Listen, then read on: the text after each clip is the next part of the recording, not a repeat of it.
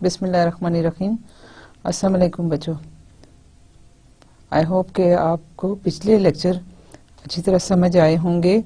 हमने कुछ जो था वो डेरिवेटिव्स के हवाले से बात की थी। डेरिवेटिव के हवाले से हमने आपको बताया था जिसको के लिए ज़रूरी था कि हम जब भी न्यूमेरिकल सॉल्यूशन जब हम निकालते हैं तो हमारे पास डिफरेंट टाइप की इक्वेशंस होती हैं, जिसमें ordinary differential equation, partial differential equation, integral equation, integro differential equation और मुख्तलिफ किस्म की हमारे पास इक्वेशंस होती हैं जिनको हमें सॉल्व करना होता है, जिनके एग्जैक्ट सॉल्यूशंस जो हैं वो पॉसिबल नहीं होते। जहाँ भी एग्जैक्ट सॉल्यूशन पॉसिबल नहीं होते ऑब्वियसली हमें वहाँ पे न्यूमेरिकल हेल्प लेना पड़ती है या कोई अप्रॉक्सीमेट टेक्निक यूज़ करना पड़ती है। अभी तो हम ये कर रहे हैं कि क्योंकि आप अभी स्टूडेंट हो, आप नई चीज़ें पढ़ रहे हो, इसलिए हम ऐसी एग्जांपल्स उठाते हैं जो कि जिनके सॉल्यूशन मौजूद होते हैं, ताकि आप उनके एग्जैक्ट सॉल्यूशन और उनके न्यूमेरिकल सॉल्यूशन का कंपैरिजन कर सको, आप अंदाज़ा कर सको कि कौन सा मेथड आप यूज़ करोगे तो उसमें एरर कितना इन्वॉल्व होगा। उसके लिए ये है कि अभी आज हम शुरू कर रहे हैं। मैंने आपको बताया था कि हमने डेरिवेटिव्स भी, इंटीग्रेशंस भी, ये सारी जो हैं टेक्निक्स हमने देख ली थी। आज हम जो है वो ऑर्डिनरी डिफरेंशियल इक्वेशन से स्टार्ट करने जा रहे हैं। So numerical solution of ordinary differential equation मैं आपको बताऊंगी कैसे करते हैं। हमने वही पुरानी वाले जो पॉलिनोमियल्स थे या हमने जो थे सैमसन रूल्स थे या डिफरेंस इक्वेशंस और डिवाइडेड डिफरेंस इक्वेशन और ये सारी चीज़ें हमने की थी पिछले तमाम लेक्चर्स में। अब हम उनको यूज़ करने जा रहे हैं और उनको यूज़ करके हम डिफरेंट और नई टेक्निक्स बनाएंगे जिससे हम जो है अपने प्रॉब्लम्स को सॉल्व करेंगे। सो आज जो चैप्टर हम शुरू करने जा रहे हैं वो है numerical solution of ordinary differential equations. Differential equations they are commonly use. Differential equations क्या होती हैं? जिनमें डेरिवेटिव इन्वॉल्व होते हैं। ऑर्डिनरी डिफरेंशियल इक्वेशन वो होती हैं जिसमें आपके पास इंडिपेंडेंट वेरिएबल एक होता है, और पार्शियल डिफरेंशियल इक्वेशन वो होती हैं जिसमें आपके पास इंडिपेंडेंट वेरिएबल एक से ज्यादा होते हैं, तो फिर आपकी पार्शियल डिफरेंशियल इक्वेशंस बनती हैं। अभी हम जो है यहाँ पे ऑर्डिनरी डिफरेंशियल इक्वेशन के मुतालिक बात करेंगे और फिर इसी को आप आराम से एक्सटेंड कर सकते हैं। जिस तरह से आपने ऑर्डिनरी डिफरेंशियल इक्वेशन पढ़ा, आपने ऑर्डिनरी डेरिवेटिव्स की बात की थी और फिर पार्शियल डेरिवेटिव पढ़े, तो उसी चीज़ को आपने एक्सटेंड किया 2D में, 3D में। इसी तरीके से हम ऑर्डिनरी डिफरेंशियल इक्वेशन के मुतालिक पढ़ेंगे और फिर बड़े आसानी से हम उसको 2D, 3D में एक्सटेंड कर सकते हैं। सो यहाँ पे जो डिफरेंशियल इक्वेशंस हैं they are commonly use for mathematical modelling in science and engineering. Often there is no known analytic solution and numerical approximations are required. ठीक है, वही मैंने बात की कि जब हम तो जो न्यूमेरिकल टेक्निक्स यूज़ करते हैं हम उन प्रॉब्लम्स के लिए यूज़ करते हैं जिनके एग्जैक्ट सॉल्यूशन मौजूद नहीं होते। ठीक है, या फिर हम उनको नॉर्मली अप्रॉक्सीमेट सोल्यूशन भी नहीं फाइंड आउट कर सकते, लेकिन अगर आप अप्रॉक्सीमेट सोल्यूशन फाइंड आउट करो तो भी आपको न्यूमेरिकल सोल्यूशन की ज़रूरत पड़ती है उनको जस्टिफाई करने के लिए कि कहीं ये डाइवर्जेंट सोल्यूशन तो नहीं है। और अगर आपके न्यूमेरिकल सोल्यूशन और आपके अप्रॉक्सीमेट जो हैं एनालिटिक सॉल्यूशंस हैं, अगर दोनों मैच कर जाते हैं तो फिर हमारी जो है रिजल्ट की कंफर्मेशन हो जाती है। सो आप जो है उसके मतलब कन्वर्जेंस तो नहीं चेक होती, लेकिन ये है कि दोनों की हम कहते हैं कि न्यूमेरिकली भी हमें ये रिजल्ट मिले और एनालिटिकल भी सोल्यूशन, अप्रॉक्सीमेट सोल्यूशन भी हमारे यही आए थे। सो उसकी जो है कॉन्फिडेंस हमारा बिल्ड हो जाता है। सो ये है कि हमें चाहिए problems of solving ordinary differential equations, that is ODE, ordinary differential equation, O for ordinary, D for differential and E for equations. They are classified into initial value problems. ठीक है, जिसमें एक बाउंड्री कंडीशन, एक condition आपको चाहिए होती है, not boundary but एक कंडीशन आपको प्रॉब्लम को सॉल्व करने के लिए चाहिए होती है कि इनिशियली कोई भी वैल्यू आप ले लेते हैं और फिर उस पर बिल्ड करते हैं पूरे का पूरा सोल्यूशन। दूसरा क्या है बाउंड्री वैल्यू प्रॉब्लम, कि आपकी कोई भी डोमेन है जिसपे आपके पास 2 और मोर देन 2 जो है पॉइंट्स हैं जहां पे आपको वैल्यूज फंक्शन की मालूम हों। फिर उसके अलावा इनिशियल बाउंड्री वैल्यू प्रॉब्लम्स भी होते हैं, लेकिन ये है कि अगर आपको इनिशियल वैल्यू प्रॉब्लम्स या बाउंड्री वैल्यू प्रॉब्लम्स को कैलकुलेट करना आ जाए तो ऑब्वियसली आप फिर उससे इनिशियल बाउंड्री वैल्यू प्रॉब्लम्स को भी सॉल्व कर सकते हो। Many initial problems are time dependent. in which all the conditions for the solution are specified at a initial time. The numerical methods for initial value problem are significantly different from those of boundary value problem. जाहिर है initial value problem में सिर्फ एक value आपके पास given है और उस पर बिल्ड करेंगे आप पूरे का पूरा सोल्यूशन। बाउंड्री वैल्यू प्रॉब्लम में आपको पूरे डोमेन के अंदर जो है वो उसकी बाउंड्री पे कंडीशंस गिवन होती हैं, सो आपके पास जो है वो बिल्कुल डिफरेंट है। इसकी टेक्निक्स डिफरेंट हैं, इनके मेथड्स डिफरेंट हैं, लेकिन हम इसको देखेंगे। Since not all initial value problems can be solved explicitly, and often it is not possible to find a formula for the solution yt. For example, there is no closed form expression for the solution to y dash is equal to t cube plus y square. इसका हम जो है वो exact solution नहीं find out कर सकते। Initial value जो है वो इसकी 0 पे, टाइम t 0 है तो y की फंक्शन की वैल्यू भी 0 है। ठीक है, hence for engineering and scientific purposes it is necessary to have methods for approximating the solution.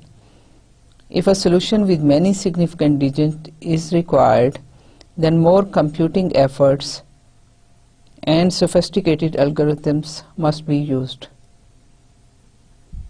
The methods we will use here for approximating the solution of an initial value problems are called difference methods. Difference method हमने difference जो है functions के forward difference, backward difference, divided difference किया था। उसमें आप देखिए कि क्या है, discrete variable हमने यूज किए थे। हमने क्या किया था, हमने एक इंटरवल को पार्टीशनिंग की थी। एक इंटरवल लेके उसके n डेटा पॉइंट्स, जैसे हमारे पास अगर x एक्सिस पे कोई था interval from a to b, तो हमने क्या किया था, इसको डिवाइड कर दिया था, पार्टीशनिंग कर दी थी n डाटा पॉइंट्स में। अब ये देखें हमारे पास जो है नॉर्मली कैलकुलस में क्या है, फंक्शन कंटिन्यूस होता है, लेकिन यहाँ पे हम क्या ले रहे हैं, हम डिस्क्रीट पॉइंट्स ले रहे हैं। हम कंटिन्यूस फंक्शन नहीं ले रहे बल्कि ये पॉइंट डिफरेंट पॉइंट्स हैं, इनको ले रहे हैं। सो हम इसको डिफरेंस मेथड कह रहे हैं या डिस्क्रीट वेरिएबल मेथड्स कह रहे हैं। तो हम इस वक्त जो है इन पे कंसंट्रेट करेंगे। उसके अलावा बहुत से मेथड्स हैं। फाइनाइट एलिमेंट मेथड है जिसमें हम एलिमेंट्स यूज करते हैं। फाइनाइट वॉल्यूम मेथड है जिसमें वॉल्यूम का कॉन्सेप्ट यूज होता है। उसके अलावा बहुत सारे और मेथड्स भी हैं, तो लेकिन हम उनको अभी फिलहाल टच नहीं करेंगे। मैं सिर्फ आपको डिफरेंस मेथड्स के हवाले से ही बताऊंगी। ठीक है, फिर आप इंशाल्लाह ताला जिसको इंटरेस्ट होगा वो उसको आगे फर्दर पढ़ सकता है और उसको काम उस पर एक्सटेंड किया जा सकता है। The solution is approximated at a set of discrete points. और discrete point क्या है, वो grids कहलाती हैं या वो mesh कहलाती हैं। ठीक है, कि आपके पास क्या है, जो ये points हैं ना, ये grids हैं। अगर ये A है, B है, तो इन points को हम grids कहते हैं। ठीक है, और अगर हम 2D की बात करें ना, तो ये हमारे, आपने ये वर्ड बहुत सुना होगा और ये उसी कॉन्सेप्ट से आया है कि ये आपके पास जो है, अगर हम दूसरी डायरेक्शन में भी ले लें तो ये आपके पास जो है वो डिस्क्रीट पॉइंट्स हैं। इनको हम मैश कहते हैं, या हम इस तरह से ये वाले पॉइंट जो हैं वो आपके ग्रिड्स कहलाते हैं या मैश कहलाती है। ठीक है, and elementary single step method has the form. ये आप देखिए कि एक एलिमेंट्री सिंगल स्टेप मेथड, एक ही दफा आप जो है कोई भी आपके पास वैल्यूज हैं फंक्शन की एट i+1 पे आप कैलकुलेट कर सकते हो, अगर आपके पास फंक्शन की वैल्यू एट i पे अवेलेबल हो। ठीक है, और आपके पास कोई भी स्टेप मेथड हो। अगर देखें तो ये आपके पास टेलर सीरीज मेथड है। फर्ज करें हम एक इक्वेशन को सॉल्व करना चाह रहे हैं, that is dy/dx या dy/dt, क्योंकि हम t यूज करेंगे तो this is function of t and y of function t। ठीक है, y is function of t और t जो है वो इंडिपेंडेंट वेरिएबल है। तो अगर इस टाइप की कोई चीज है तो आप टेलर सीरीज में क्या करते हैं, आप y को कीजिए at some point t I plus 1 पे कर लीजिए और in terms of T i. तो ये क्या होगा, y T i Taylor series से एक्सपेंड कीजिए, आपके पास आ जाएगा t I plus 1 minus T i, और डेरिवेटिव है d y by D t at t equal to t I plus t I plus 1 minus T i square. मैं ये पहले भी आपको करा चुकी हूँ, दोबारा इसलिए करवा रही हूँ कि ये इम्पोर्टेंट चीज़ है, आपको इसको बहुत अच्छी तरीके से याद होना चाहिए और आपको समझ आनी चाहिए। इसी तरह से ये एक्सटेंड होता चला जाता है, ये टेलर सीरीज है। तो अगर इसमें हम ये डिस्कार्ड कर दें कि इसकी एरर में इन्वॉल्व कर दें कि ये उसका एरर की टर्म है, सिर्फ पहली दो टर्म्स ले लें, तो क्या है, this is equal to y t plus 1 में y t at t I plus 1 पे अगर मैं उसको कहती हूँ टी आई प्लस 1, और इसी तरह से वाई एट टी आई जो है वाई आई है, तो आपके पास T I plus 1 minus T I जो है वो डेल्टा टी है, और ये क्या है, d y by D t. आप देखिए ये आपके पास ये वैल्यू है, so this should will become equal to f at t I y at t i, और वाई टी आई को हमने अभी लिखा वाई आई, तो ये आपके पास आ गया Y I plus delta T F of T I Y I. तो ये सिंपल टेलर सीरीज की हेल्प से, मैंने आपको पहले कहा था कि टेलर सीरीज आपको बहुत अच्छे तरीके से आनी चाहिए, क्योंकि ये सारी टेक्निक्स जो हैं वो बेस कर रही हैं टेलर सीरीज पे। सो यहाँ से जो है सिंपल सिंगल स्टेप मेथड कि सिर्फ एक जो है वो आपने स्टेप एक वैल्यू ली है, और आपको सिर्फ और सिर्फ ये जो चीज़ है ये आपको आप यहाँ से जो है अपना y की वैल्यू कैलकुलेट कर सकते हैं। तो सिंपलेस्ट जो फॉर्म है वो ये बन रही है, for some function f called an increment function. ठीक है, क्या है इंक्रीमेंट फंक्शन, इसलिए कह रहे हैं कि आपके पास i पे वैल्यू yi पे वैल्यू नोन है, ठीक है, और yi प्लस 1 पे आप कैलकुलेट कर रहे हैं। सो आप एक इंक्रीमेंट इसमें यूज कर रहे हैं कि yi से yi प्लस 1 पे जा रहे हैं, वो चाहे टाइम पे डिपेंडेंट है या वो आपका स्पेस में आगे चल रहा है। तो दोनों केसेस में ये ठीक है कि आपके पास इनिशियल वैल्यू है, तो आपने किसी भी, फर्ज करें कि आपके पास एट टी इक्वल टू 0 एक वैल्यू गिवन है, तो आप t is equal to 5 second पे आप कैलकुलेट करना चाहते हैं, तो t 0 पे यूज करके वैल्यू को आप t 5 सेकेंड पे आप उसकी वैल्यू कैलकुलेट कर सकते हैं। For some function f called an increment function well posed. हम ये सब कुछ करने जा रहे हैं, हमें थोड़ा सा जो है कुछ बेसिक एक दो डेफिनेशंस की जरूरत पड़ेगी। सो हम पहले इनकी को डिफाइन कर लेते हैं। वेल पोस्ट कंडीशन क्या होती है, suppose that f function and its derivative, ठीक है, first partial derivative with respect to y, ये f है और इसके जो सबस्क्रिप्ट है वो y, इसका मतलब ये है कि this is the derivative of the function f with respect to y, ठीक है, ये गिवन है। They if they are continuous for t which is belongs to this interval, ठीक है, कि t आपके पास एक टाइम लिमिट है ना।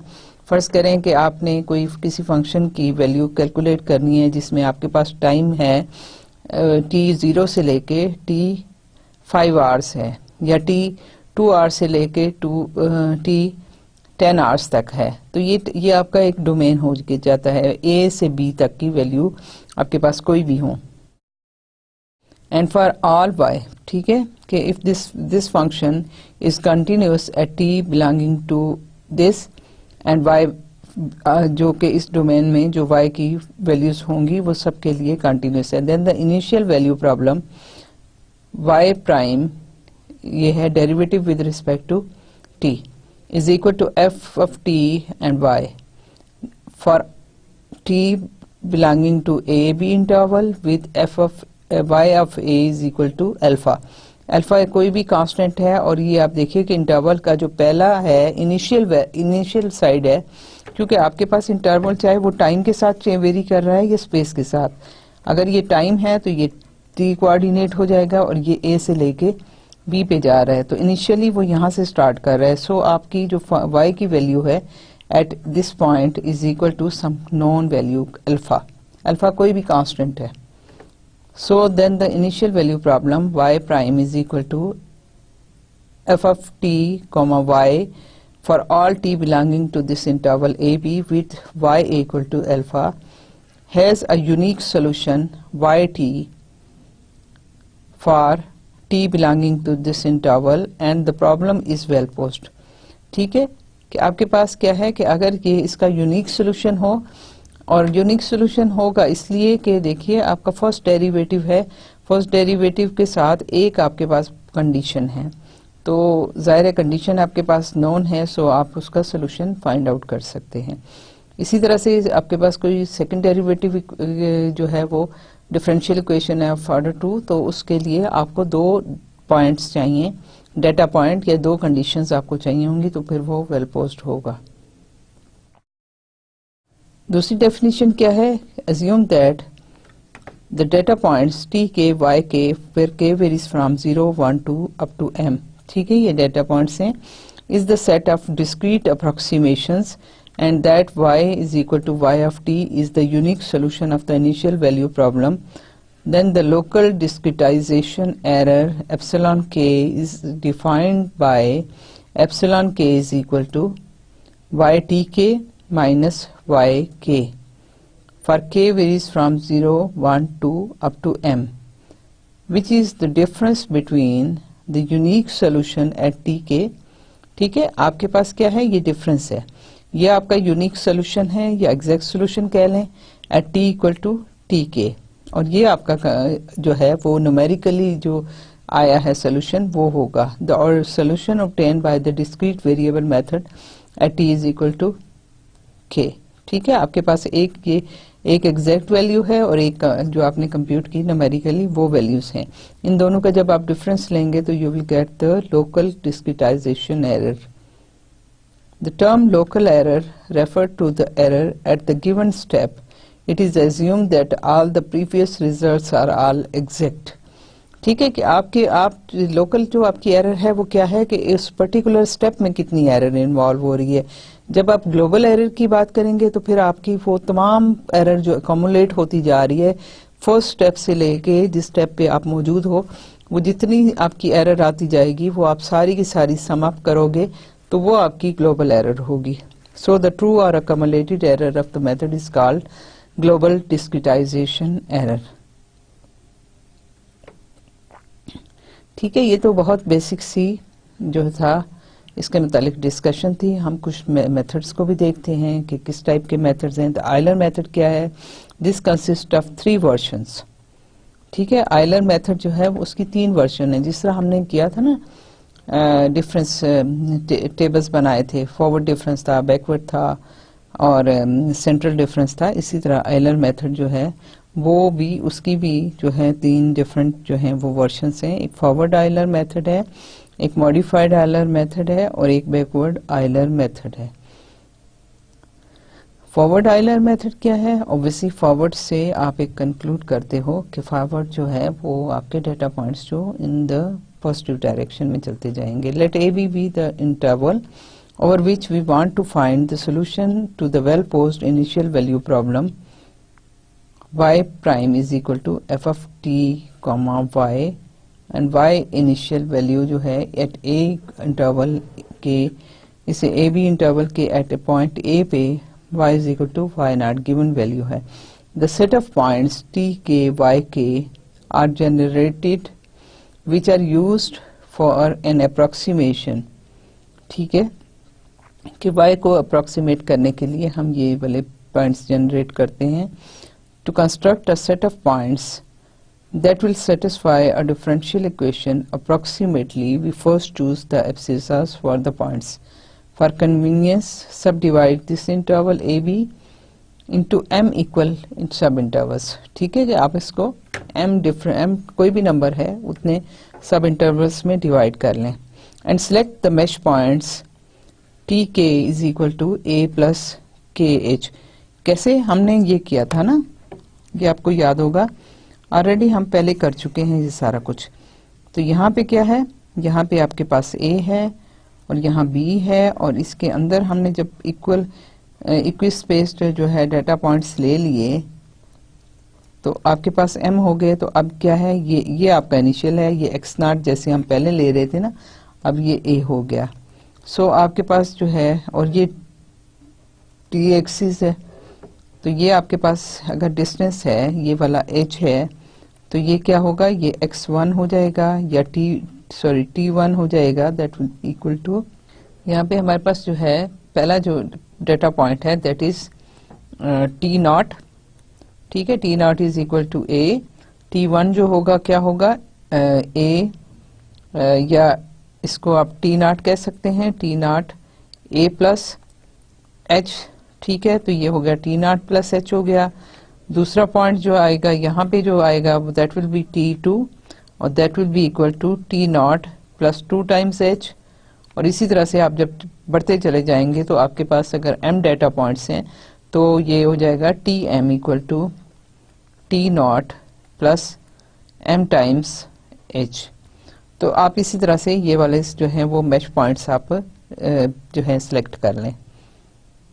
For k is equal to 0 1 2 3 up to m, where h जो है ऑब्वियसली आपने जब m इक्वी डिस्टेंस पार्टीशनिंग की तो आपके पास एक जो विड्थ ऑफ सब इंटरवल आ जाएगी, वो total length divided by the number of सब इंटरवल्स जो है वो डिवाइड करेंगे तो आपको h की वैल्यू मिल जाएगी।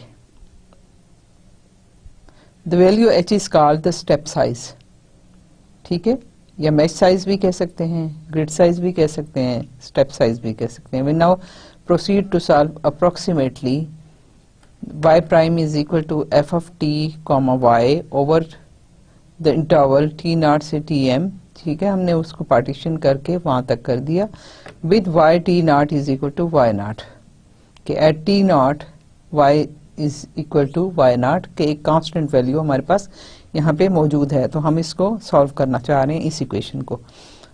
Assume that y prime t, y double prime t they are continuous, ठीक है, कि अगर हमारे पास ये जो फंक्शन है वो हमारे पास जो है वो अगर कंटिन्यूस है और उसके डेरिवेटिव्स कंटिन्यूस हैं, and use the Taylor's theorem to expand y t, ठीक है, at t equal to t0।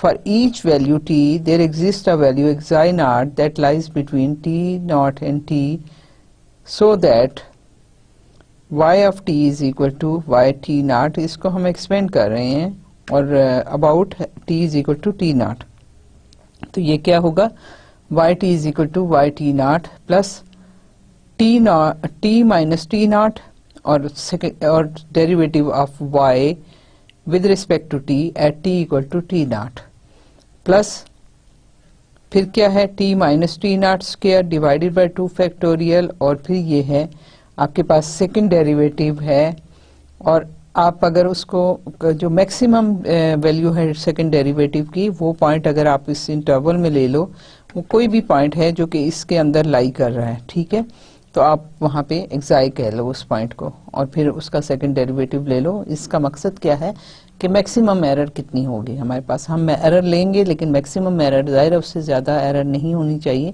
सो हम जो है मैक्सिमम एरर को देखते हैं कि मैक्सिमम इतनी आनी चाहिए, उससे कम नहीं आनी चाहिए। सो आप जब एक्सपेंड करोगे टेलर सीरीज में तो आपको ये एक्सप्रेशन मिलता है, when y dash t0 is equal to f of t0 y t0। Obviously जब आप इस इक्वेशन में इसकी एक वैल्यू पुट करोगे तो you will get the derivative of y at t equal to t0, that will be equal to the function value at t0, and obviously y will be also at t0। तो जब हम ये value substitute करेंगे तो फिर हम क्या कर सकते हैं, h is equal to t1 minus t0, तो हमारे पास क्या आएगा, हम यहाँ पे एक इस t को t1 कह देते हैं और ये t0 ही रहेगा, तो फिर अब यहाँ पे क्या आएगी वैल्यू t1 माइनस t0 और t1 माइनस t0। सो जितने भी वक्फे के बाद आप टाइम के बाद कोई वैल्यू y की कैलकुलेट करना चाहेंगे आप इस तरीके से कर सकते हैं। सो when y dash t0 is equal to f of t0 y at t0 and h equal to t1 minus t0, और इनको जब आप सब्स्टिट्यूट करेंगे इस इक्वेशन में तो then you will get expression for y at t1। तो ये होगा y t1 is equal to y t not plus h f of t not y t not. क्या है ये, कहाँ से आया, ये देखिए ये डेरिवेटिव है इस पॉइंट पे, ठीक है, डेरिवेटिव है। और ये डेरिवेटिव आप देखिए कि आपकी इक्वेशन नंबर 1 में मौजूद है, y dash is equal to f of t y। और जब मैंने t नॉट पे इसको किया तो ये फंक्शन की वैल्यू ही एग्जैक्टली ऐसे ही डेरिवेटिव से आ जाती है। सो मैंने यहाँ पे इक्वेशन 1 से f की वैल्यू सब्स्टिट्यूट कर दी। So this is equal to y t not plus h f t not y t not plus जो है वो second derivative at excite naught, और ये जो है t1 minus T naught is equal to h square by 2। तो हमने इसको इन टर्म्स ऑफ f जो है वो लिख लिया।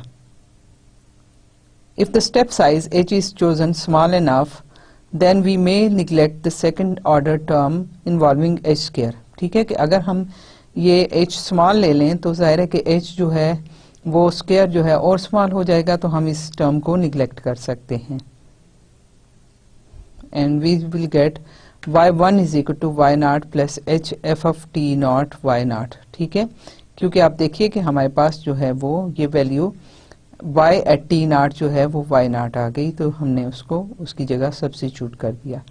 सो we get this formula which is known as the forward Euler's approximation. ठीक है, ये आयलर मेथड कहलाता है, और क्योंकि हम फॉरवर्ड गए हैं सो इसके साथ हमारे पास फॉरवर्ड आयलर्स अप्रोक्सीमेशन कहलाई। The process is repeated and generates a sequence of points.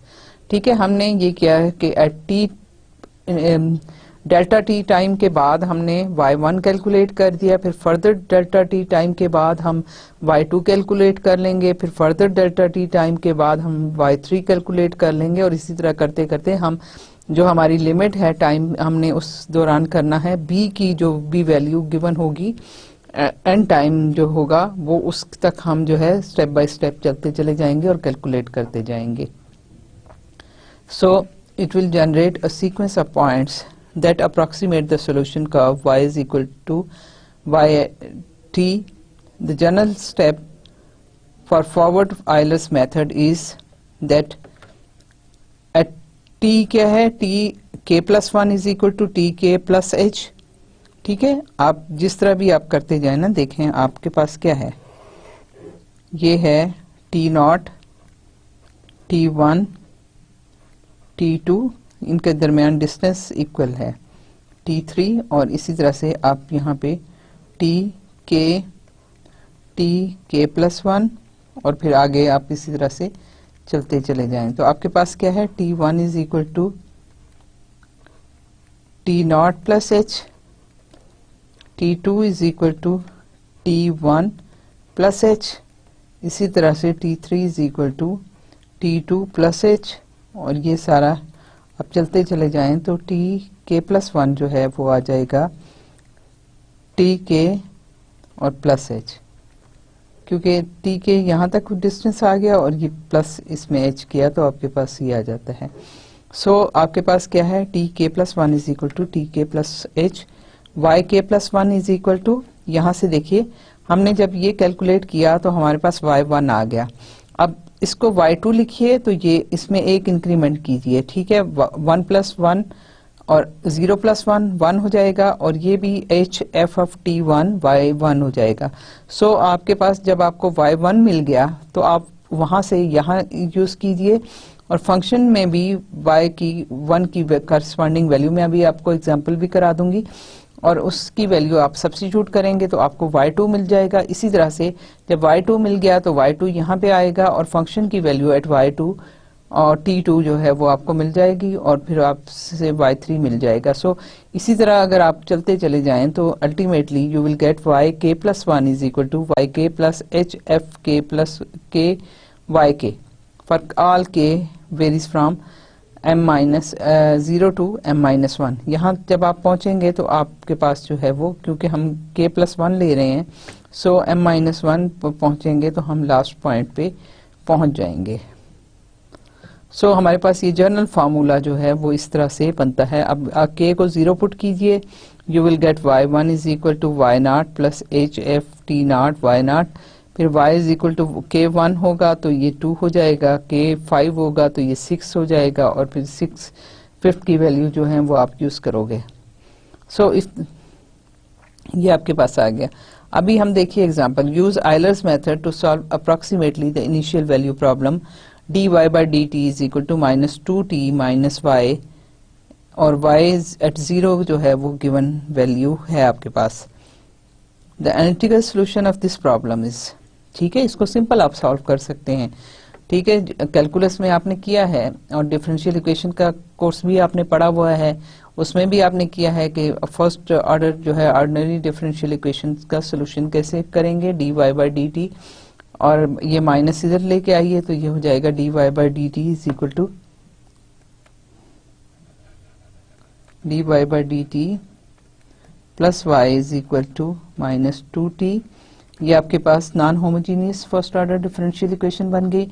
यहाँ से आप इसका कम्प्लीमेंट्री सोल्यूशन निकालिए, इसको 0 पुट करके, और फिर इसके साथ आप इसका पर्टिकुलर सोल्यूशन निकालेंगे, दोनों को ऐड करेंगे तो आपको इस इक्वेशन का सोल्यूशन मिल जाएगा, और उसमें जो कांस्टेंट आएगा वो हमने इस इनिशियल कंडीशन से फाइंड आउट करना है। So the analytical solution of this problem is yt is equal to -3 e raised to power -t minus 2t plus 2। ठीक है, आपके पास इसका सोल्यूशन आ जाता है। ऑब्वियसली मैंने आपसे कहा आपने किया हुआ काम, यहाँ से आप जब सोल्यूशन इसका कैलकुलेट करेंगे, ये आपके पास इक्वेशन आ गई। ठीक है, यहाँ से इसका जो इंटीग्रेटिंग फैक्टर है वो क्या है, e raised to the power y, sorry e raised to the power t। जब e raised to the power t से आप सारे को मल्टीप्लाई करेंगे तो पहले आपके पास जो है वो इसका सोल्यूशन आएगा, और फिर पर्टिकुलर सोल्यूशन फाइंड आउट कीजिए, और देन आपके पास जो फाइनल सोल्यूशन की फॉर्म आती है वो ये है yt is equal to -3 e raised to power -t minus 2t plus 2। अब हम देखते हैं कि हम आयलर मेथड से इसको किस तरह से करते हैं। First of all step size must be chosen. Obviously जब आपने आयलर मेथड से करना है तो वो discrete method, discrete point method है। सो आप क्या करेंगे कि आप पूरा इंटरवल जो कि कोई भी आपको गिवन है उसमें आप स्मॉल जो है सब इंटरवल्स बनाएंगे, और स्टेप साइज आप देखेंगे कि आपका स्टेप साइज उसमें क्या बनता है। तो हम इस तरह कर लेते हैं कि हम यहाँ से, क्योंकि आपके पास देखिए इनिशियल कंडीशन मौजूद है t0, ठीक है, ये अगर आपके पास t है तो ये वाला आपके पास y होगा, t0 ये हो गया, ठीक है, और इसकी में आपके पास y की वैल्यू है -1। ठीक है, तो आपने ये ले लिया। अब इसको t को आप डिस्क्रिटाइज कर लीजिए, कोई n जितने भी नंबर आपने लेने हैं, और सब इक्वी स्पेस्ड हैं, और ये डिस्टेंस स्टेप साइज हम जो है वो डेल्टा t या h ले लेते हैं, कुछ भी ले लें, कोई भी नाम दे लें। तो आपके पास कितना होना चाहिए, हमें जो है वो उसकी कंडीशन जो है वो देखनी है। First of all step size must be chosen, let h equal to 0.1। ठीक है, कि ये डिस्टेंस जो है, assume that this is equal to 0.1, and then the second formula in 5 can be determined for computing the ordinates, that is yk plus 1 is equal to yk plus h times f of t और k yk। ठीक है, ये यही था, और f of t के yk क्या है, ये f of t है, और this is equal to -2tk minus yk। So वहां से हमने जो है फॉर्मूला जो है लिख लिया। अगर आपने देखें तो आपके पास क्या था, yk plus 1 is equal to yk plus h times f of tk yk मतलब y की value at t equal tk पे। तो ये है। अब ये हमने देखा तो हमारे पास क्या था, हमने स्टार्ट जो किया था वो हमने यहाँ से किया था कि हमारे पास इक्वेशन है ऑफ द फॉर्म d पर dt is equal to f of t y of t। ठीक है, इससे शुरू किया था। तो ये जो चीज है ये आपके पास, इसका मतलब है कि ये वाली चीज जो है ये आपके पास f ऑफ t के y k है। तो अब इसमें t के बजाय t के लें, y के जगह y के उस अकॉर्डिंगली सब्स्टिट्यूट कर दीजिए, तो आपके पास ये वैल्यू आ गई। अब इसको y के को कंबाइन कर लीजिए, this is 1 minus h y के माइनस 2 h t के। बहुत आसान हो गया। अब हम क्या करेंगे कि हम इसकी वैल्यू सब्स्टिट्यूट करना शुरू कर देंगे। h हमारे पास है 0.1 और जो है y के जो है वो t नॉट, अगर हम इसमें स्टार्ट करते हैं k से, k 0 से, तो पहला k 0 जो है वो होगा, तो ये आपके पास यहाँ से आ जाएगा y1 is equal to 1 minus h y0 minus 2 h t0। फिर उसके बाद 2 आ जाएगा 1 minus h y1 minus 2 h t1, और इसी तरह से आप चलते चले जाएं तो आपके पास डिफरेंट एक्सप्रेशंस आते जाएंगे। सो अब हमारे पास ये सिंप्लीफाई हो गया। यहाँ आप सब्स्टिट्यूट कीजिए h की वैल्यू, यहाँ आप initially t at y at t0 पे जो है वो आप सब्स्टिट्यूट कीजिए, और ये भी आपके पास गिवन है, t0 गिवन है। सो आपके पास जो है पहली वैल्यू जो है यहाँ से आ जाएगी। If we trace the solution values recursively, we see that y1 is equal to 1 minus t naught, ऐसे ही मैंने कहा है। और अब हमारे पास क्या है, पहले h था 0.1, 1 माइनस 0.1 0.9 आ जाएगा है, y naught minus 2 multiplied by 0.1 that is 0.2 और t naught। ये आपके पास फॉर्मूला आ गया जनरल। अब आप जो है इसमें आप सब्स्टिट्यूट कीजिए, आपके पास जो है वो y नॉट जो है -1 है, ठीक है। तो जब हम फॉर्मूला पुट करेंगे तो ये 0.1 हो गया, तो 1 minus 0.1 that is 0.9 multiplied by -1, और ये क्या है, ये आपके पास जो है t जो है वो 1 है। सो हम इसमें सब्स्टिट्यूट t नॉट जो है वो 0 है, क्योंकि y की वैल्यू 0 पे गिवन है। सो t नॉट आपके पास 0 है। सो यहाँ से हम सब्स्टिट्यूट करते हैं तो हमारे पास ये आया। जब y नॉट की वैल्यू पुट की तो ये -1 है, t नॉट की वैल्यू 0 इनिशियली ये थी, तो हमारे पास यहाँ से y1 की वैल्यू आई है दैट इज -0.9।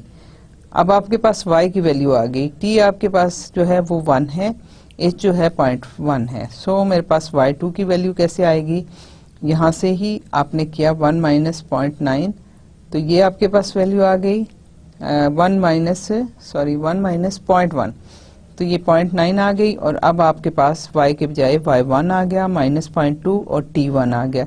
अब y1 आपने यहाँ से कैलकुलेट कर लिया, ये वैल्यू गिवन है, और t1 क्या है, जो इंक्रीमेंट है, t1 is equal to t not plus h, ठीक है। तो आपने h जो है वो उसमें आपने डाला, तो आपके पास h जो है 0.1 है, तो आपके पास जो है इसकी वैल्यू ये आ गई। सो ये 0.1 है, 0.2 है, -0.9 है, और ये मल्टीप्लाई, जब इनको आपस में आप मल्टीप्लाई करोगे तो you will get is equal to minus y2 is equal to -0.83। इसी तरह से फिर y3 जो है वो आपके पास क्या आता है 0.9 y2, ठीक है, -0.2 t2। अब y2 आपके पास ये मौजूद है, t2 आपके पास क्या हुआ t नॉट प्लस 2h, तो h जो है 0.1 है, तो 2h मीन्स के 0.2, तो आपके पास जो है ये वैल्यू इस तरह से आ जाएगी। और जब इसको सिंप्लीफाई करेंगे दोनों को, तो आपके पास आता है 0.787। Then y4 is equal to 0.9 y3 minus 0.2 t3, और इसकी वैल्यू जो है यहाँ से सब्स्टिट्यूट होगी y की वैल्यू y3 की, और t जो है t3 जो है वो t नॉट प्लस 3h हो जाएगा। तो ये आपके पास ये वैल्यू आ गई। जब इसको सिंप्लीफाई करेंगे तो आपके पास ये, इसी तरह से आप चलते चले जाइए और जहां तक आप चाहते हैं आप उसको कैलकुलेट कर सकते हैं। ये सारी कैलकुलेशन ऑब्वियसली आप न्यूमेरिकल कर रहे हैं, न्यूमेरिकल के लिए आप फोर्ट्रन यूज कीजिए, आप C++ यूज कीजिए, या सिंपल मैपल में प्रोग्रामिंग कीजिए, या मैथमेटिका में प्रोग्रामिंग कीजिए। आपको ये टेबल जो है फटाफट जो है बहुत तेजी से, बहुत जल्दी से आप इसको जो है कैलकुलेट कर सकते हैं आराम से। सो इसका एनालिटिकल आंसर है t इक्वल टू 0.4 जो है दैट इज इक्वल टू 0.077147।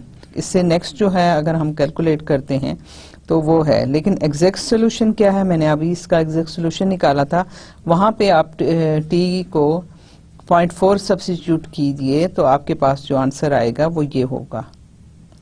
ठीक है, तो दोनों का डिफरेंस लीजिए at time t equal to 0.4।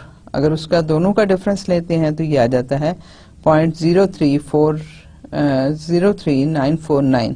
आपके पास दोनों मेथड से एक एग्जैक्ट सॉल्यूशन है और एक न्यूमेरिकल, तो आपके पास जो है वो आंसर ये आ गया और इसमें ये एरर है। ठीक है, इतनी एरर इन्वॉल्व हो गई। अगर हम इसमें से जो है वो h की वैल्यू स्मॉल कर दें तो हमारे पास जो है ये एरर कम हो जाएगी। Comparing the last result to the analytical answer, we see that there is only 1 decimal place accuracy।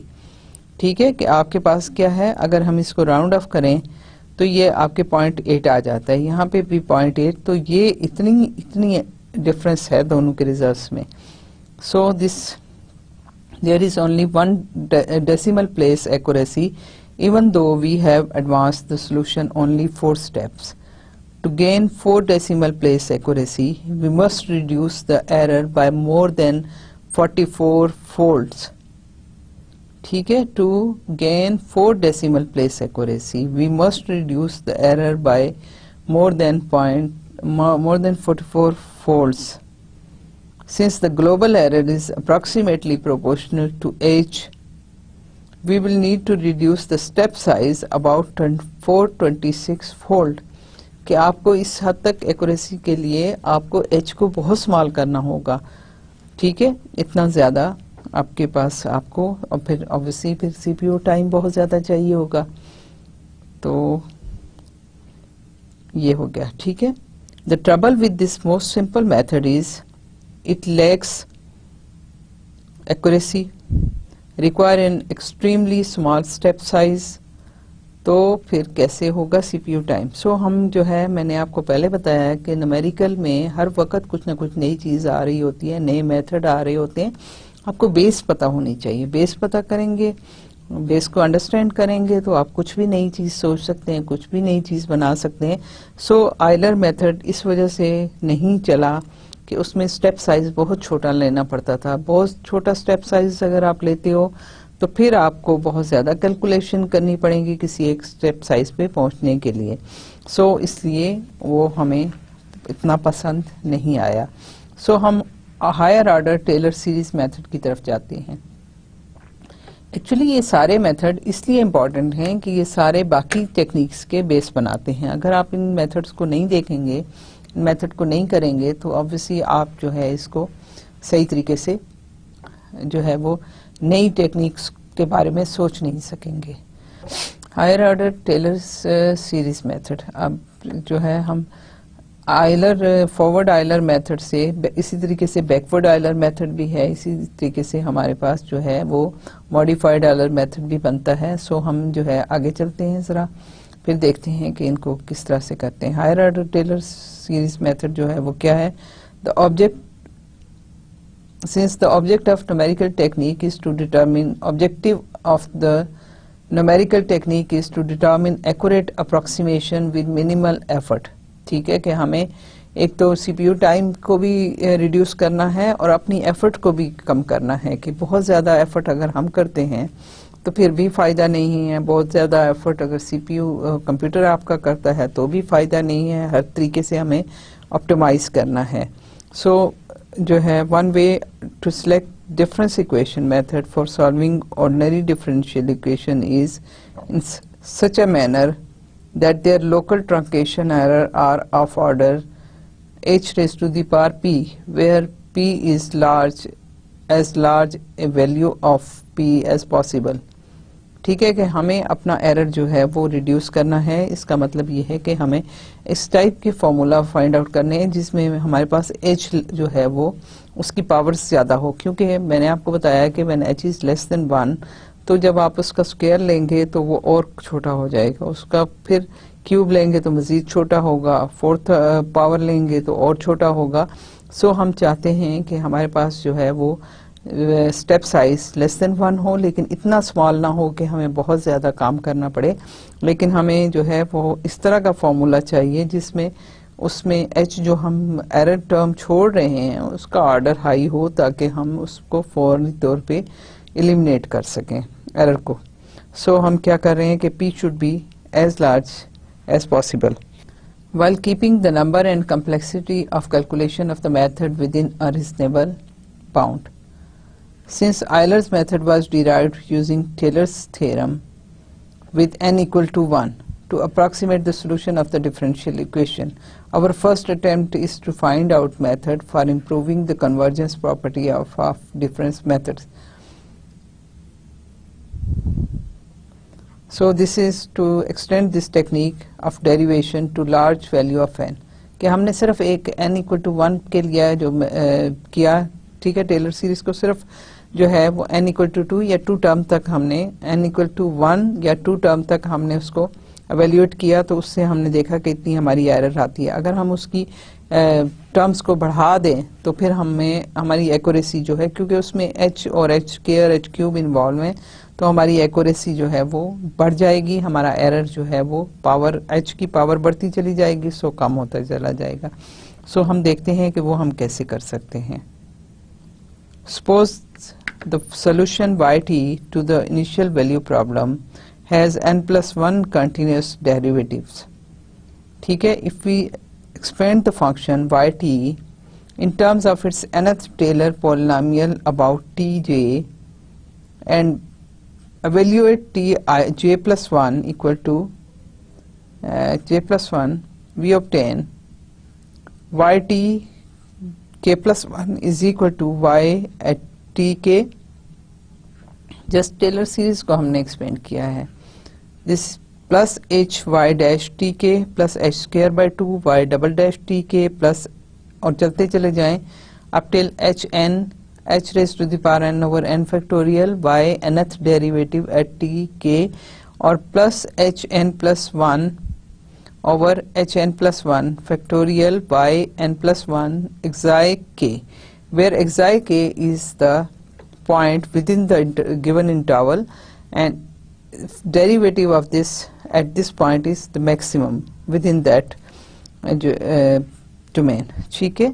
तो हम ये इसको Taylor's polynomial of nth degree कह रहे हैं। for some xi k belonging to this interval, successive differentiation of the solution by t gives, अब क्या है कि हमारे पास y डैश जो था that was given, ठीक है। अब इसका सेकंड डेरिवेटिव ले लीजिए, तो आपको ऑब्वियसली इसका डेरिवेटिव भी लेना पड़ेगा। थर्ड डेरिवेटिव जो है वो भी ले लीजिए, तो इसका सेकंड डेरिवेटिव हो जाएगा। और इसी तरह से आपने जब y kth डेरिवेटिव y का लिया, तो आपके पास जो है फंक्शन का k माइनस 1th डेरिवेटिव आएगा विद रिस्पेक्ट टू t ही। तो हम इनके डेरिवेटिव लेते चले जाते हैं और हम अपनी टेलर सीरीज में इसको सब्स्टिट्यूट करें। अगर आप देखिए तो हमारे पास क्या है, y at t k plus 1 is equal to y at t k plus h y dash t k plus h square by 2 y double dash t k, और इसी तरह से ये सारा चलता चला जा रहा है। अब y डैश t k क्या है, f of t y t, ठीक है। तो हम यहाँ पे f की वैल्यू सब्स्टिट्यूट करते हैं, यहाँ पे उसका फर्स्ट डेरिवेटिव सब्स्टिट्यूट करते हैं, यहाँ उसका जो है वो nth जो है डेरिवेटिव वो सब्स्टिट्यूट करते हैं। तो हमारे पास ये क्या हो जाएगा, ये f ऑफ t y के t के y के हो जाएगा, ये f डैश t के y के हो जाएगा, और f n माइनस 1 t के y के हो जाएगा, और इसी तरीके से हम चलते चले जाते हैं।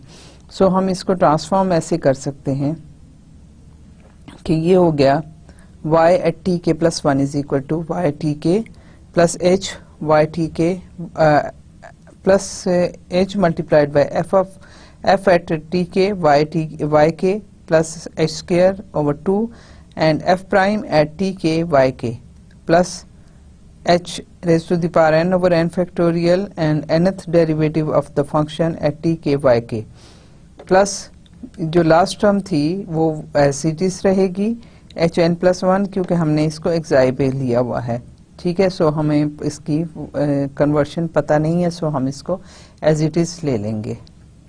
The difference equation method corresponds to the equation 7 is obtained by deleting the remainder term involving psi. This method is called Taylor's method of order n. Note that Euler method is Taylor's method of order 1. तो obviously जो मैंने पहले भी आपको कहा कि हमने उसमें सिर्फ दो टर्म्स या n इक्वल टू 1 लिया था तो हमारे पास टेलर मेथड आ गया था। अब हमने n को लार्ज ले लिया है तो हमारे पास ये मेथड आ रहा है। Taylor's method of r n क्या है कि आपके पास ये इनिशियल कंडीशन है, कोई भी w फंक्शन के बजाय मैंने w लिख लिया है, तो w initial value at t equal to 0 is equal to some alpha which is a constant value.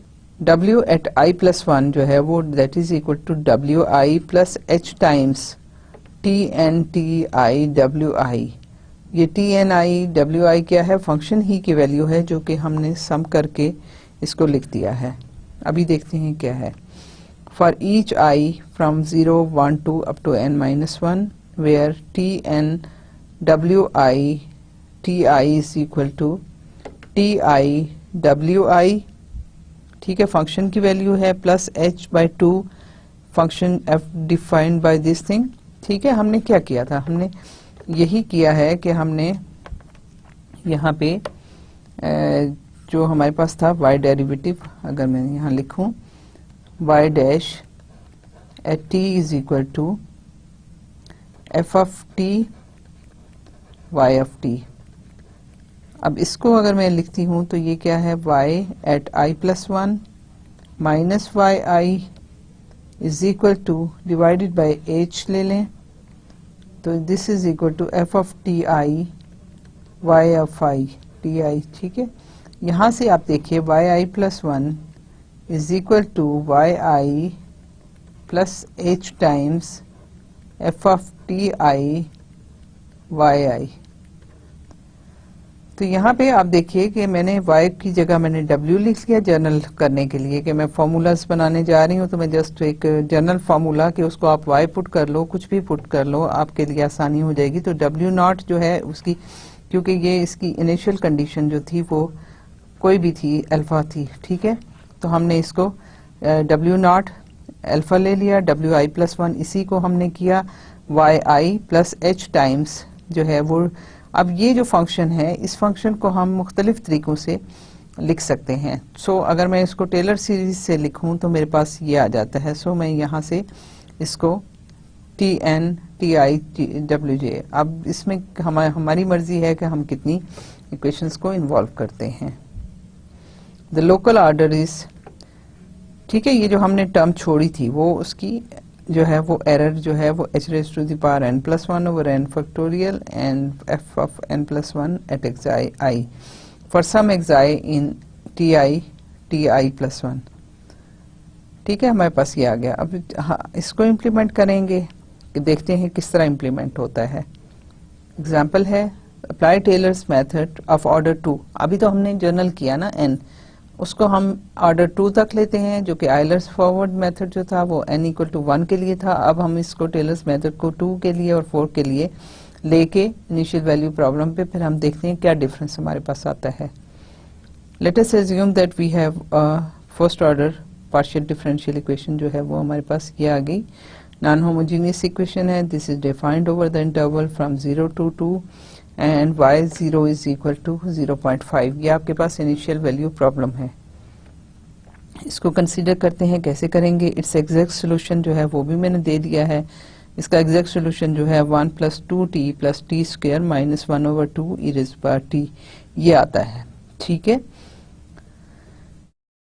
अब आते हैं हम टेलर्स मेथड पे। First find the first three derivatives. देखें हमें क्या है कि हमें जब टेलर्स मेथड ऑफ ऑर्डर 2 करेंगे तो हमें एक डेरिवेटिव चाहिए होगा, लेकिन जब हम for Taylor's method of order 4 करेंगे तो हमें 3 डेरिवेटिव, फर्स्ट, सेकंड और थर्ड डेरिवेटिव्स हमें चाहिए होंगे। सो हम पहले ये करते हैं कि उसके डेरिवेटिव्स फाइंड आउट कर लेते हैं कि हमारे पास यहाँ देखिए ये y डैश है और f of t y जो है वो आपके पास ये है। So writing f of t y t equal to y t - t² + 1। ठीक है, हमने ये लिख लिया। अब इनकी हम डेरिवेटिव लेते हैं विद रिस्पेक्ट टू टी। तो ये हो जाएगा f prime t y is equal to derivative of this whole function, this is equal to y d y by D t minus, इसको डिफ्रेंशिएट कीजिए तो 2t है, ये जो है वो खत्म हो गया। तो आपके पास आ गया y derivative of y minus 2 times t। तो ये आपके पास आ गया। अब क्या है कि हमारे पास जो है डेरिवेटिव ऑफ y की वैल्यू ऑलरेडी गिवन है, y dash is equal to y minus t square plus 1। तो जब हमने ये डेरिवेटिव की वैल्यू यहाँ सब्स्टिट्यूट की और -2 जो है वो t यूज किया, तो हमारे पास जो फाइनल आंसर आया है वो है y minus t square plus 1 minus 2t। फिर सेकंड डेरिवेटिव ले लीजिए। सेकंड डेरिवेटिव क्या है, आपके पास वही इक्वेशन है डी बाई डी टी, और आप देखिए कि आपके पास जहाँ फर्स्ट डेरिवेटिव की इक्वेशन आई तो वो ये आई, इसको आपने यूज किया और उसका डेरिवेटिव अगेन लिया। फिर क्या आएगा, y prime minus 2t minus 2। अब y प्राइम की अगेन सब्स्टिट्यूशन जो है वो ओरिजिनली डाटा में गिवन है, ये उसकी सब्स्टिट्यूशन करें तो आपके पास क्या आ जाता है, y dash minus 2t minus 2, ये आपके पास आ गया। अब y डैश की अगेन सब्स्टिट्यूशन कीजिए तो आपके पास आ जाता है y minus t square plus 1 minus 2t minus 2, और this will become equal to y minus t square minus 2t minus 1। इसी तरह से थर्ड डेरिवेटिव जब आप कैलकुलेट करेंगे तो आपके पास D by D T of जो ये आया है सेकंड डेरिवेटिव वाला, तो आप क्योंकि देखें आप ये कर तो सकते हैं ना, थर्ड डेरिवेटिव जो है d3 f by D T जो है वो that is equal to d by D t d2f by D t 2, ये इस तरह से। ठीक है, तो आप इसमें ऑपरेटर को बाहर ले सकते हैं। सो जब हमने ये वैल्यू सब्स्टिट्यूट की जो हमारे प्रीवियसली आई थी, तो फिर एक दफा उसको डिफरेंशिएट किया तो आपके पास again y prime minus 2t minus 2 जो है वो यहाँ से आता है,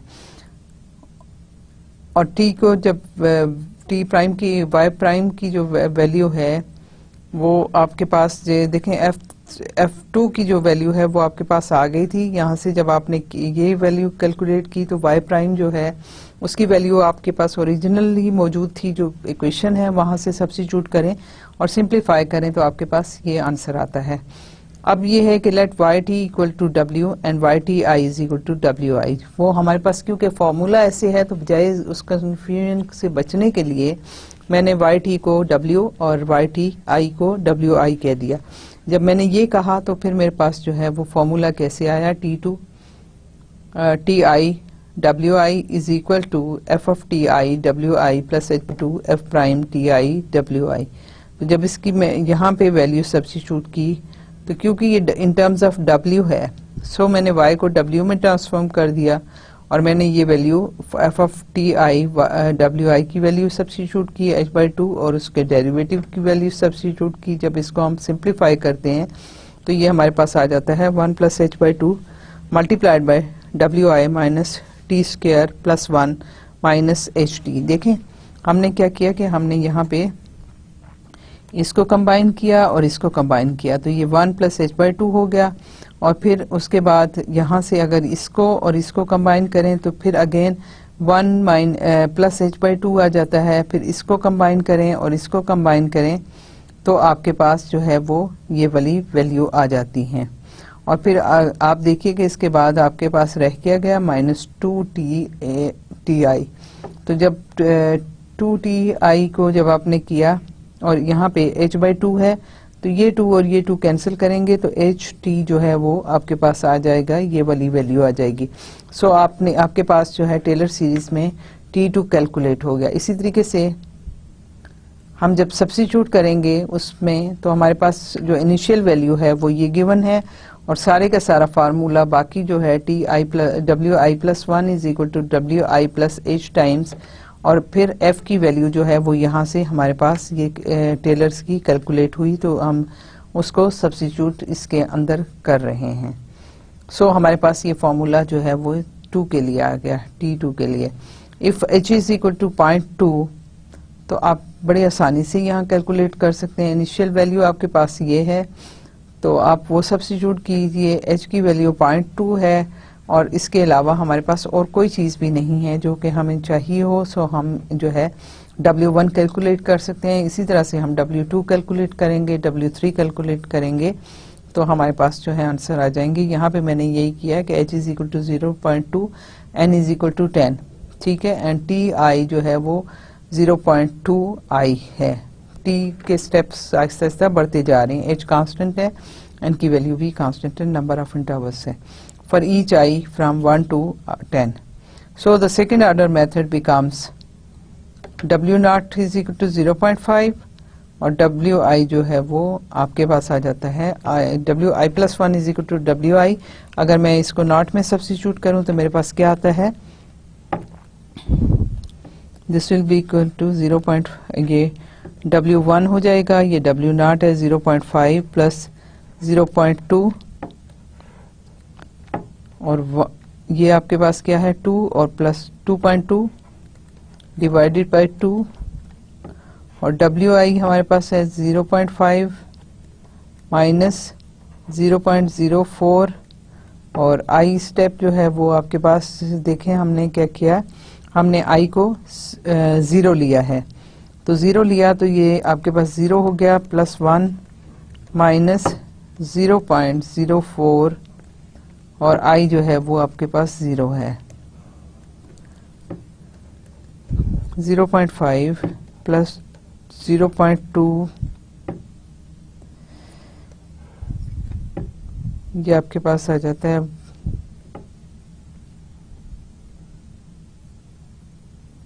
2.2 डिवाइड बाय 2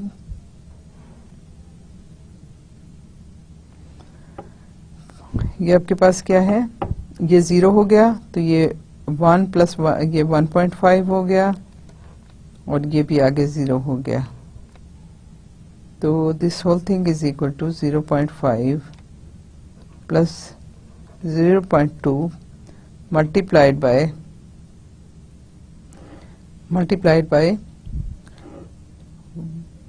1.1, ठीक है, और 1.5। तो इस सबको जब सम अप करेंगे तो हम देखते हैं कि क्या आता है। वो हमारे पास आ जाता है, यहाँ देखिए ये आपके पास आ गया, यहाँ से 1.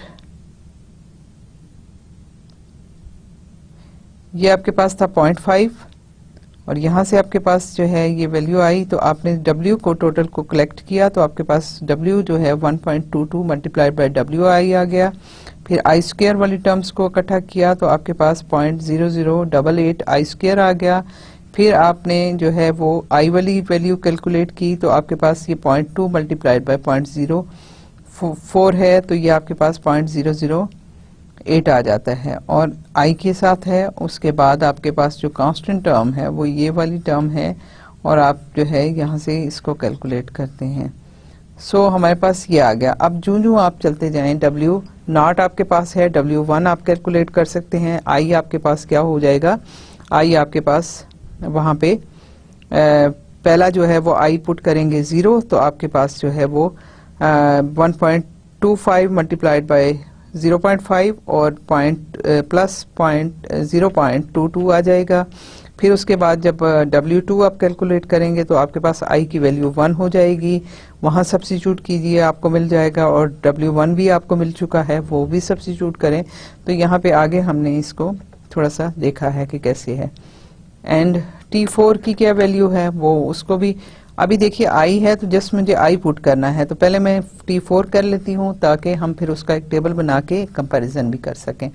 सो T4 TIW जो है ये फॉर्मूला आपके पास क्या था, F of TIWI plus H/2 F prime TIWI plus H square bye 6 F double prime TIWI plus H3/24 and F triple prime TIWI which is the third derivative of the function f, ठीक है, with respect to t। तो जब इसमें हमने substitute किया तो हमारे पास क्या आया, f की वैल्यू जो थी वो आपके पास आ गई। ठीक है, इस इनमें सब में आपके पास फर्स्ट डेरिवेटिव भी मौजूद है, सेकंड भी मौजूद है, थर्ड भी मौजूद है और इसकी वैल्यू भी मौजूद है। इसकी वैल्यू आपके पास क्या है, ये WI minus t square plus 1, ये आपके पास FTI WI की वैल्यू है। फिर h/2 multiplied by first derivative जो आपके पास आया था उसकी वैल्यू हमने सब्स्टिट्यूट की, प्लस h²/6 है।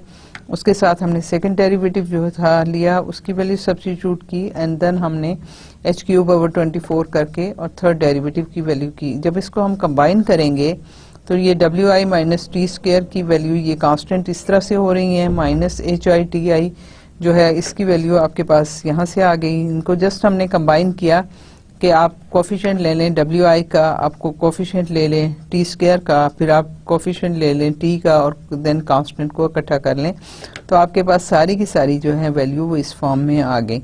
अब हमारे पास जब H नोन होगा, हमारे पास T's नोन होंगे तो प्रीवियस वैल्यू से, तो हम उसको सब्स्टिट्यूट करके कैलकुलेट कर सकेंगे। The Taylor method of order 4 is then given as W0 is equal to 0.5 और WI plus 1 is equal to WI plus जो हमने यहाँ पे T4 जो कैलकुलेट किया है वो सारे का सारा हम यहाँ सब्स्टिट्यूट कर देते हैं। तो आप देखिए कि हमारे पास ये वैल्यूज जो हैं वो एग्जैक्टली वही हैं जो हमने प्रीवियसली सम अप की हैं, तो हमारे पास ये वैल्यू आ गई। सो H जो है वो 0.2 है, N जो है वो 10 है, TI जो है वो 0.2 multiplied bye I for each I varies from 1 to 10। तो हमारे पास ये फॉर्मूला जो है वो टेलर्स का फोर्थ ऑर्डर का फॉर्मूला जो है वो हमारे पास आ गया।